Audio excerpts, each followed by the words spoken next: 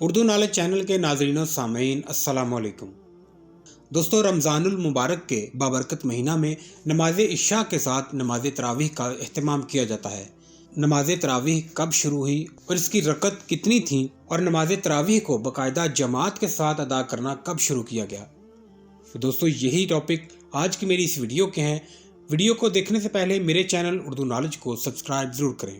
نبی پاک صلی اللہ تعالیٰ علیہ وآلہ وسلم کا ارشاد ہے کہ میری سنت اور سنت خلفائے راشدین کو اپنے اوپر لازم سمجھو۔ نبی پاک صلی اللہ تعالیٰ علیہ وآلہ وسلم کے مبارک دور سے ہی نماز تراویح کا بہت اہتمام کیا جاتا تھا، اور خود رسول اللہ صلی اللہ تعالیٰ علیہ وآلہ وسلم نے بھی نماز تراویح پڑھی اور اسے بہت پسند فرمایا۔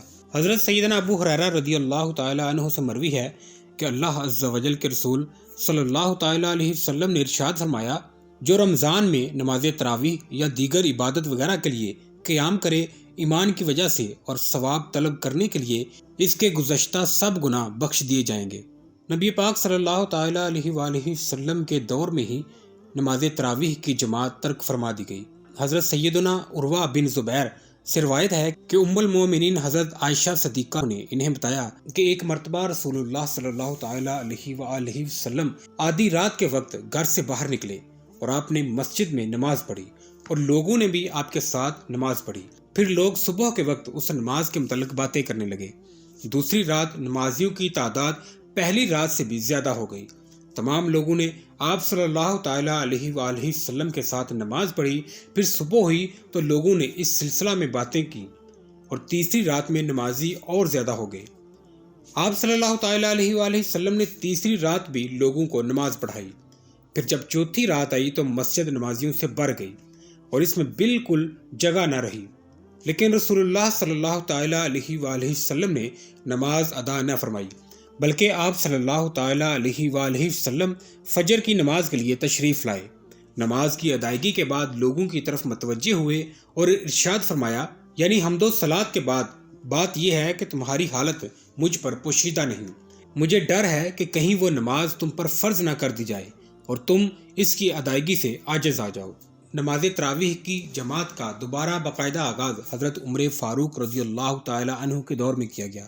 حضرت سیدنا عبد الرحمن بن عبد القاری رضی اللہ تعالیٰ عنہ فرماتے ہیں کہ میں رمضان المبارک میں امیر المومنین حضرت سیدنا عمر فاروق رضی اللہ تعالیٰ عنہ کے ساتھ مسجد میں آیا تو لوگ وہاں مختلف انداز میں نماز تراویح ادا کر رہے تھے۔ کوئی اپنی نماز پڑھ رہا تھا اور بعض نے جماعت قائم کی ہوئی تھی۔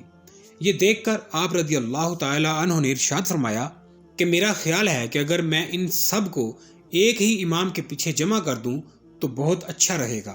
چنانچہ آپ رضی اللہ تعالیٰ عنہ نے قاری قرآن حضرت سیدنا ابی بن کعب رضی اللہ تعالیٰ عنہ کو امام مقرر فرما کر تمام لوگوں کو ان کی اقتداء میں نماز پڑھنے کا حکم دیا۔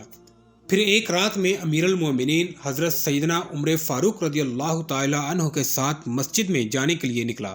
مسجد پہنچنے پر دیکھا کہ سب لوگ ایک ہی امام کے ساتھ نماز میں مشغول ہیں۔ یہ منظر دیکھ کر آپ رضی اللہ تعالیٰ عنہ بہت خوش ہوئے اور ارشاد فرمایا کہ یہ نیا طریقہ کتنا اچھا ہے۔ حضرت سیدنا ابی بن کعب رضی اللہ تعالیٰ عنہ سے روایت ہے کہ امیر المومنین حضرت سیدنا عمر فاروق رضی اللہ تعالیٰ عنہ نے انہیں رمضان المبارک میں تراویح کی جماعت قائم کرنے کا حکم دیتے ہوئے ارشاد فرمایا، لوگ دن کو روزہ تو اچھی طرح رکھ لیتے ہیں لیکن رات کو تراویح میں قرآن احسن انداز میں نہیں پڑھ پاتے۔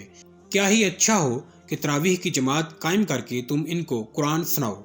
حضرت سیدنا ابی بن کعب رضی اللہ تعالیٰ عنہ نے عرض کیا، اے امیر المومنین، یہ چیز پہلے تو نہیں تھی۔ امیر المومنین حضرت سیدنا عمر فاروق رضی اللہ تعالیٰ عنہ نے فرمایا، مجھے معلوم ہے کہ تراویح کی جماعت پہلے نہیں تھی، لیکن یہ ایک اچھا فعل ہے، لہٰذا حضرت سیدنا ابی بن کعب رضی اللہ تعالیٰ عنہ نے لوگوں کو 20 رکعت نماز تراویح پڑھائی۔